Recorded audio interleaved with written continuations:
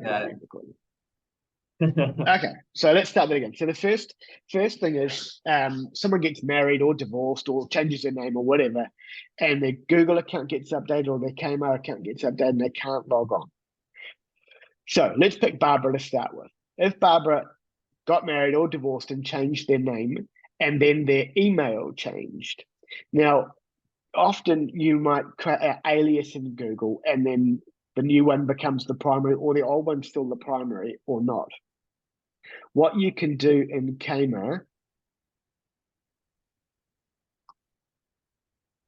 get that right, is add both emails against a user account. So when you've got a user that's silly enough to get married or unlucky enough to get divorced, you've got your school email here. So jeremy.cumming@motueka.school.nz or whatever that is. But down here, you've got a Google account email and a Microsoft account email. So you put their old email into there, and they don't have to reflect Google or Microsoft. And that also works for schools that run both platforms. So you put your Microsoft account here. That means when they get to the log on, so if I log out and log in, the staff member, let me just sign out there, can then use their Google or Microsoft buttons to log on. And if they've changed their name, so they come through and it comes back with an error, this account doesn't exist, well, that means that their primary Google doesn't match what their logged in is. So then you can go and add that second one in there. So I might have Sheldon.Lendrum or something like that. So that means we will authenticate off 3 school emails, 1, 2, 3. So that's the first part. And you can see that when we go into the users and into the account, we can see email and we can see the 3 different variations for it. So Kent, you could actually go into your Zoe account and in the Google email field, add your PC Media Google, in fact, in the Microsoft account for the sake, add your PC Media Microsoft account there. That means when you go to log on, you just hit Microsoft, sign in with your Kent Champion at Microsoft, whatever it is, and then it will sign you in as Zoe. Okay. So that's the first part. The Google email and Microsoft email and school email are what we authenticate against. So if that's right, then that will get them signed in. That solves most problems. Then we have over here what permission groups they're part of. Now you can set up as many permission groups as you like, and then a staff member can be assigned to multiple permission groups. However, if they're an administrator, they don't need to be in any others. An administrator group is the God group. Yeah, your super user. You can do everything. And on that same reasoning, I don't recommend to going into permission groups and manage that you have everyone in here. So that means everyone on this list is effectively a super user, which can do all sorts of different things. I do recommend setting up more specific groups, but that's all right. Okay, and then we have head of departments. So it's going to come course selection time, and you're going to want your head of departments to come in, and you can then go and add and remove staff in here by using this or the X's to make your heads of department be able to go in and manage their own courses come course selection time. The biggest hassle is log on, but now we've got the Google and Microsoft, and I convinced Kmart to add these additional fields for that. It solves the problem, but they're the 3 places to look. Right. Then it's permissions. So I don't know whether I added Kent or Zoe here as an admin. So we go into there and we go administrator and there and save. Now we've saved it. Kent, you'll be able to log on and you'll have a full admin access and you'll be able to get to here as well. Right. Okay, so that's user permissions. When you get specific cases, I want a staff member to be able to get access to the reports and the conferences, but not edit all the settings. Then you can create a new permission group and call it conference reports. We can have them, they're globally assigned. So we've got that all staff one, and basically we make that as a default. So whenever a staff member logs on and they're not part of another permission group, it will automatically apply this set of permissions, but we don't want that. Right. And then we'd say, right, we want to, okay, that's what I want. Our conference reports, and we just go and find whatever permissions we want into here. So I just want them to be able to export all bookings. And now anyone we add to that group can get into the conferences, see all the conferences and export all the exports, but not do anything funky. So the permissions are really, just like Kmart, really granular and broken down. Okay, so that's user permissions. Staff users will have everyone we've got in Kmart. The other gotcha, which I was thinking might be the case of your PC Media account. If you've got an active staff member here that just never comes to this list, what you can do is go into here and access, and you see here enable or include in directory services.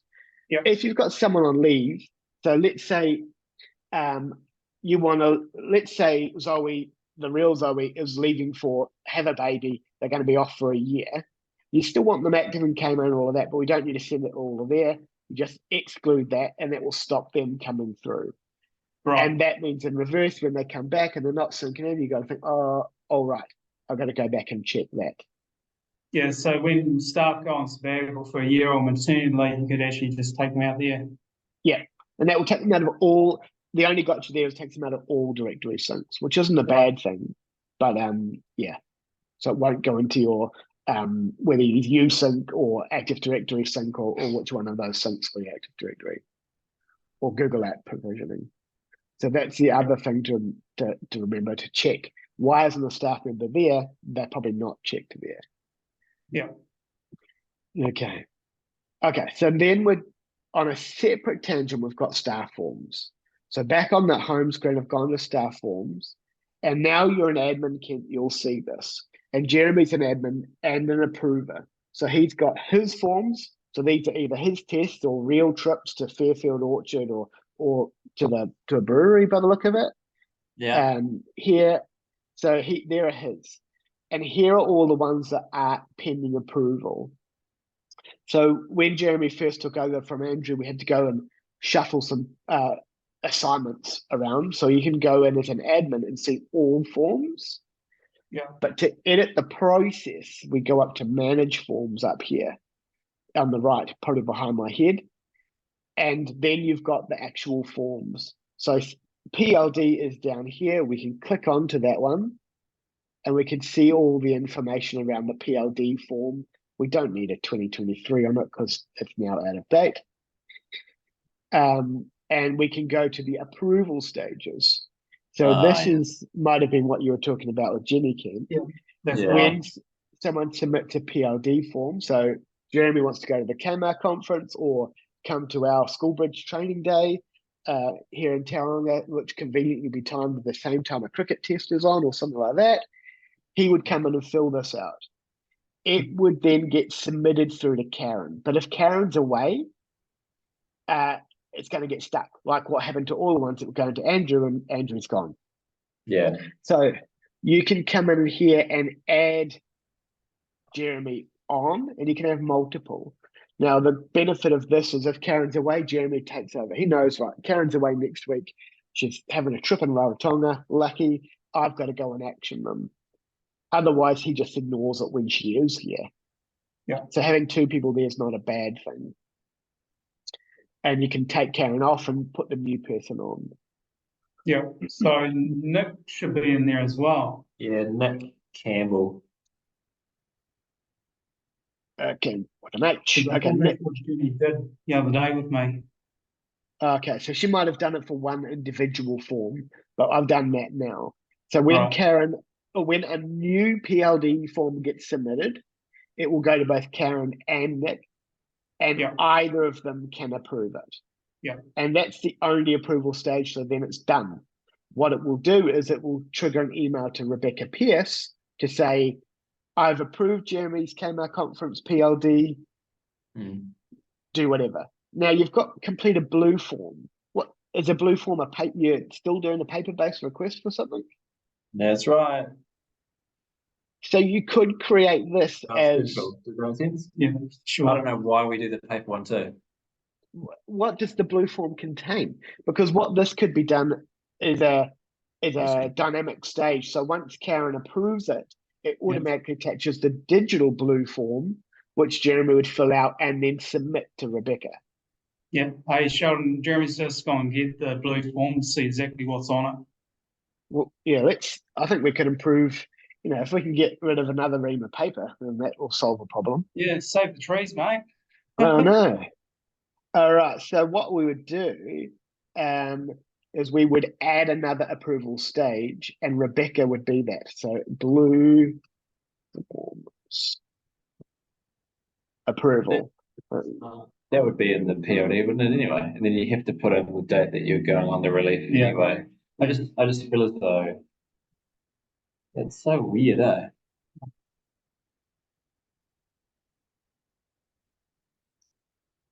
So, Sheldon, for these PLDs, apart from the person approving them, who else is aware that they've been approved? Good question. Let's get to there. We'll move that to there, and we'll save that.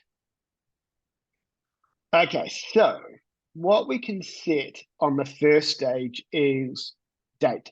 So at the moment, this is a single date picker.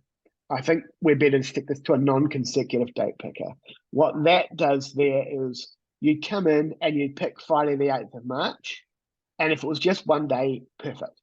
But if it was Friday and Saturday, or better, let's do Wednesday, Thursday, Friday, you just go add date, add date, add date. And if it was Friday, Monday, you just go add the Friday, add date, add the Monday. What that will do, or what that does do, is let's see if you've got it turned on. Here is that feeds through onto this calendar. So this calendar basically becomes the one source of all important things. It brings through all of your events from KMA. It can read from a Google Calendar. It has all your staff forms. It has all your permission slips, and you can filter. So all the blue are your permission slips. Let's turn off. We can label these colors. So it looks like all of your KMA events are black, but oh no, yeah, looks like all your KMA events are black. We can actually go into the settings and into calendar setup here and say general event. And in KMA, when you're adding events in, you've got these 10 colors. So you could go and say, right, all our blue are now community events, and all our red are sports, and all our purple are performing arts. And by that mean in KMA you can categorize it and then it will show here. But actually we don't want any of these other colors to show, so we can leave the name out. It doesn't look like you use them, so I'll take these out too. Save. That means on your calendar now, it will just show the different types. So what you could see somewhere in here is your PLD request.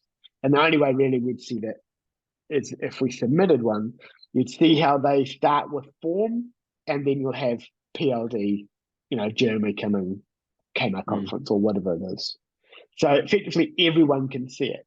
But if I'm, who was it? Zoe, who's not, before Zoe was a full admin, they can tap onto this and they just see, or that's a permission slip. So they tap onto this one and they just see the basic details. They won't have the permission to go and view all the details. So unless they're involved in that trip, they just see that it's happening, but not any details around it. I'm just going to grab my water. There you are. Andy?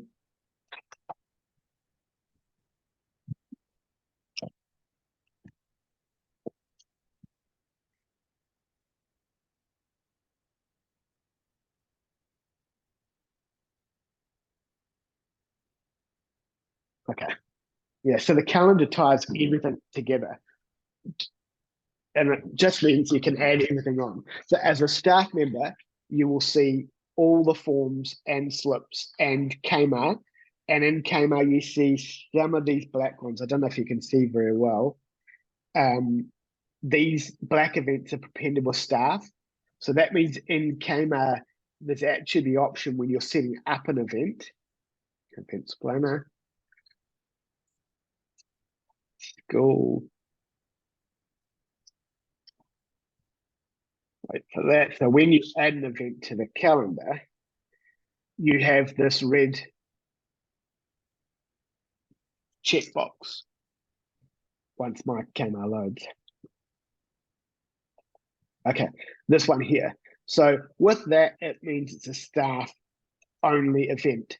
As soon as I check that, that means it's a public event. And that will go into the Kmart portal, it goes into the app, that goes onto our calendar for students and caregivers. But with the red check, it shows here as staff, and it will just show on the staff calendar. So you only use time on that show. pretty quick. So that's probably, once I click out of that, that's probably on mine already. So it's pretty quick. So it's pretty much live then. Yeah. Cool. So, but what you can do is there is an add button here. You can set up approval requests. So at the moment, I don't know who in your Kmart will go and add events to the Kmart calendar, whether it's one specific person. Oh, yeah. So some schools set up in our settings back here, calendar setup. So Karen Wells? Yep. Okay. So what you can do here is this is now set up approval.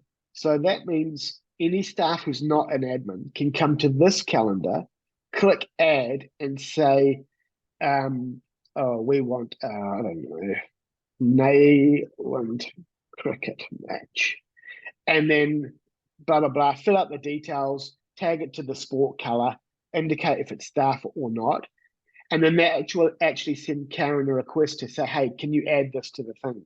That means that all the staff can request to get events added, and it goes through a little approval process. And then that becomes visible for the caregivers and students as well. Or now once I check the staff only, it's only for staff, and Karen can update that as well. So that's a little thing that a number of schools use. Kmart's great, but there's no approval process. So any staff that can see it can add to it. And that means there's no checking or there's no process around it. So I've got a few schools that use this as their central calendar and then feed that back to other places. With permission slips, the staff can see that and the students on that slip can see that. So whatever students are on that can see it on their calendar and their caregivers can. But if they're not involved with the year 11 Ignite, they don't see it at all. But what you're doing here is you're adding it as a permission slip, but you're also adding it to the Kmart calendar. So you're double entering. And whether you need to do that, that's a process that you guys can discuss about. And if you've got the app, you've got all of this way down. Oh, where's my app? I don't know if you can see there, but you've got the calendar icon on the app, and you can just go and turn it on. You can see all your events on your app as well. So it all ties together is what I'm trying to tell you in a long story. Is that personalized, Sheldon, or is that just general? It's personalized on the app, so your staff forms will show on here. A caregiver, my son or daughter's permission slips will show on it. Plus, it shows me the general ones as well. And then on the app, they can actually set up alerts to remind me of this, event tomorrow morning type thing. So it works really well. The app's good to encourage. We've just released a staff lockdown system, so an emergency lockdown system, which is something you should have a think about. What your process is around that. You can do everything in that for staff. So I'll put Jeremy and Zoe as an admin. You can have observers.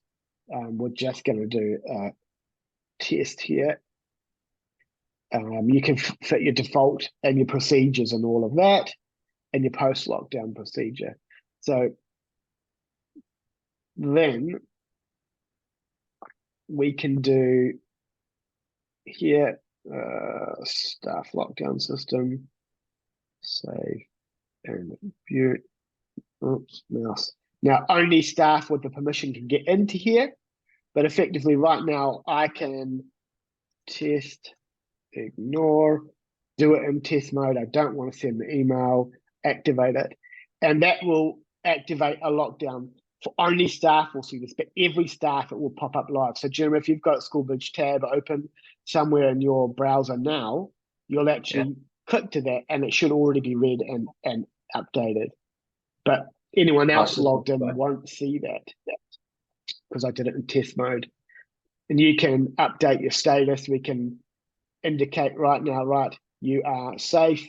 Where are you? Office. Kent's a student, so got one with Kent. Update. And it creates a log down here of who's safe, who's not safe. Instantly update your status. I'm now not safe. Help. Oops. Keep part of it. And then that's what I mean is like, how do you communicate you're okay? We used to do it in text. Yeah, but you imagine someone getting hundreds of texts coming in. There's You've got 120 staff, boom. Yeah, no, we just went through them text by text actually. yeah, so Yeah. this does it in here. They can do it from their web browser. They can, the app that we've released that as well, that has it all in here. So I don't know if you've got the app, Jeremy, but you can open that and you'd see your status on the app as well.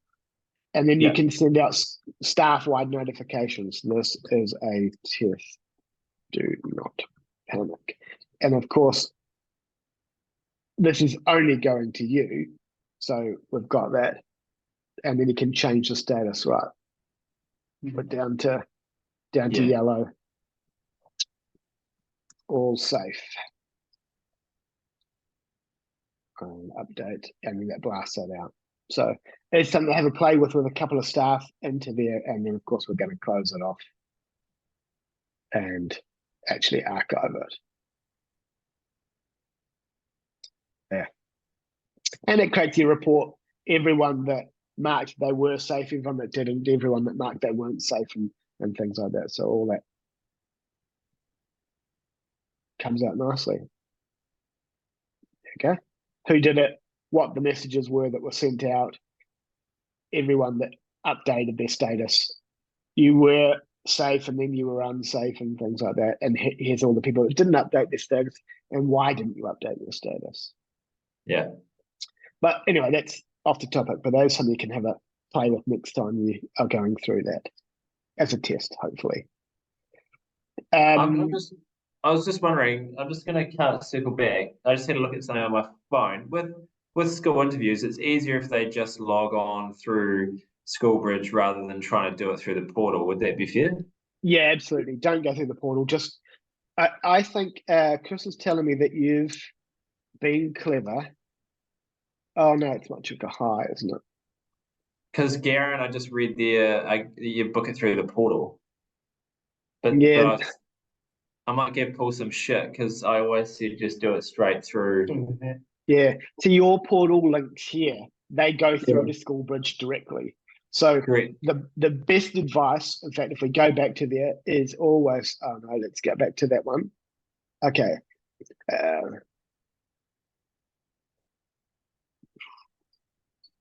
Oh yeah, right. Go to the school website and click login.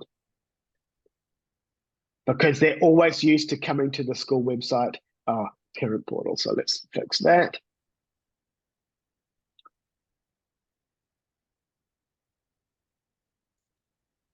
Oh, why's that gone highlighted? Okay, click on So I wonder the. what the interface actually looks like on Kmart. You're logging Okay. through the portal. I don't know. No, it should redirect you. Okay. Yeah, they've got a Oh, page on the portal that then takes them back into Schoolbridge, but it's adding an extra step. Your Yeah. your caregivers are coming to the website in theory for the day-to-day news and calendar. So they're Yeah. used to, hopefully by now, they're used to come and click in that. They're probably already logged in. It's easy. Oh, I'll just text them that. What you're doing is shit. You've got a good number of caregivers on the app already. So what you can do is you can actually then use the alert messages to which you've never sent one out to say, so if I go here, mm, tap to book your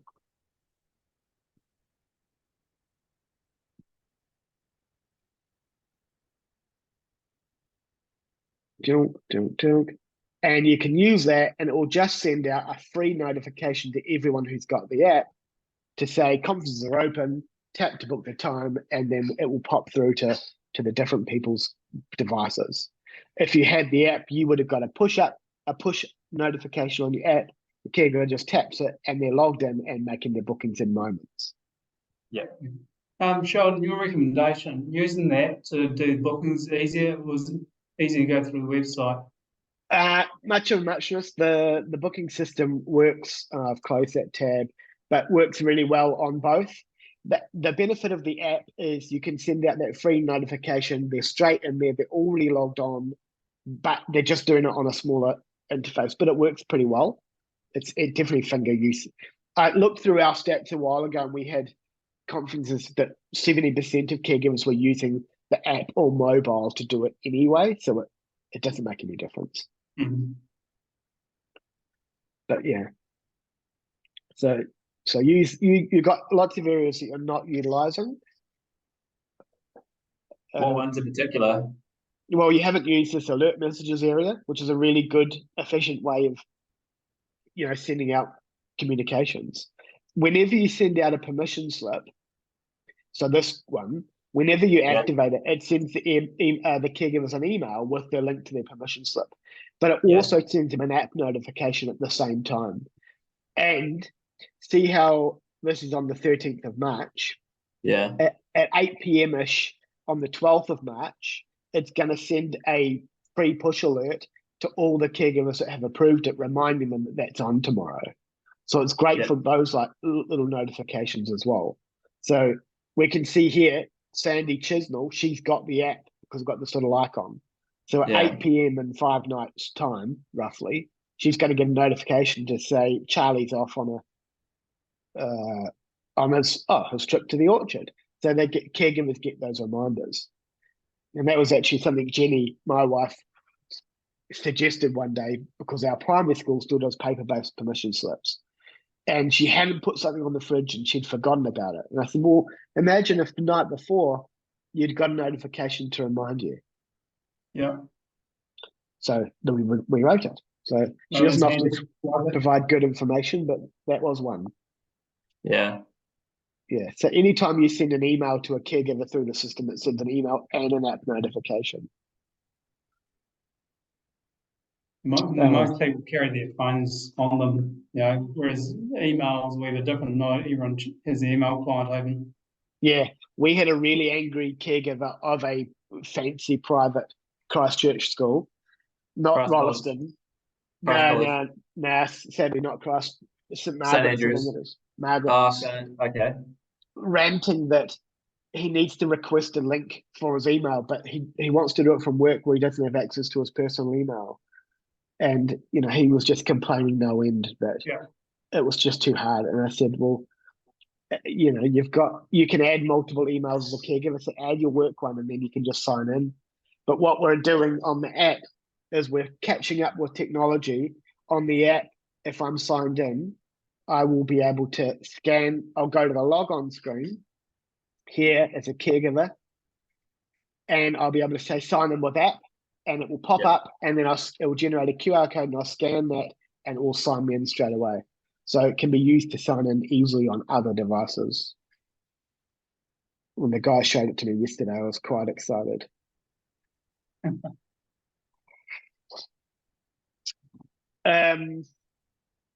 Right, but yeah, and we've just added more ways. So I know, Kent, you spend a lot of time sitting on Facebook. You can just sign in, and then with your Facebook address, if it matches your school address, you're straight in there. So we'll make it as easy as possible for them. Yeah. All right. What other questions didn't I answer?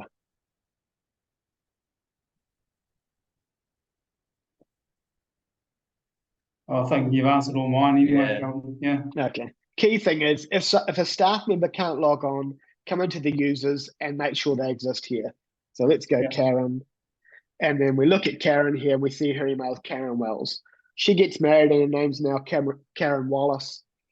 You know, if that doesn't match it, then you can come into here and see what the other options are. So Kent, from an IT side, just add their duplicate emails into here.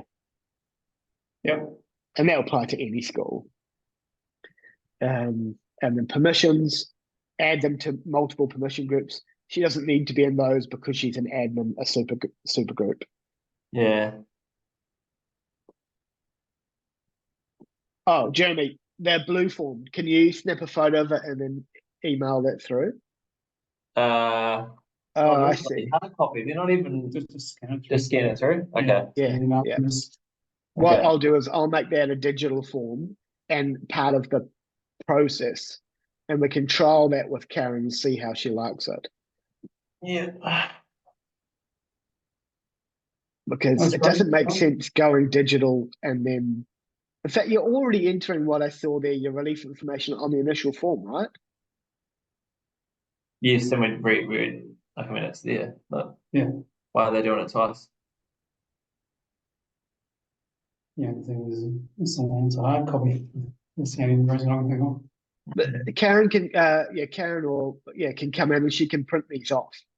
So if she needs a hard copy, she can come into an approved form. So let's go into here and let's pretend that there is a PR. Oh, it is. So at any time, she's got this print button, comes in, prints it off, or saves to PDF or exports or however she likes. So she's got that all there as part of her process. See, this person here, James, he's done his checkboxes, same as the blue form. Good. So why are we doing it twice? Okay. So what I'll do is what towards the team say, let's get rid of this. We don't actually need it. Yeah. Because we're actually double handling. Yeah. Get Karen to reach out in the chat. Yeah. Which doesn't seem to ever load. And then Chris, oh, there you go. Chris or myself can go through that process with her. Show her, will it save her time and paper? Yes, cool. Otherwise, no, we'll just fix it up with her. But I'm pretty sure, get her to reach out and we'll talk through that process with her. And I don't mean this in any negative way. Is she young or old? Middle age. She'll be fine. The people She's trying to be a whiskey. It's generally the older ones that have done it the same way for the last 35 years that are resistant to change. But everyone else should pick it up, no problem. No. Karen's quite a fame with the IT side of things, so she should be good. Cool. So it's just an understanding thing. So get her to reach out, and Chris or I can go through it with her. Yeah, I think it'll be because staff always go, why am I doing this twice? Yeah. You've got all the information on the online one. It doesn't make sense. Oh, Sheldon, I've got to shoot off now. So thank you very much for your time. No, thanks, guys. I'll send you both a copy of this recording. Can you email it to you or to Zoe? To me, yes. Yeah. I gotcha. All right, I'll get that uploaded for you and send that through. Get Karen to reach out. Have a great weekend. Yeah. Thanks, mate. All right, see you guys. Bye. See ya.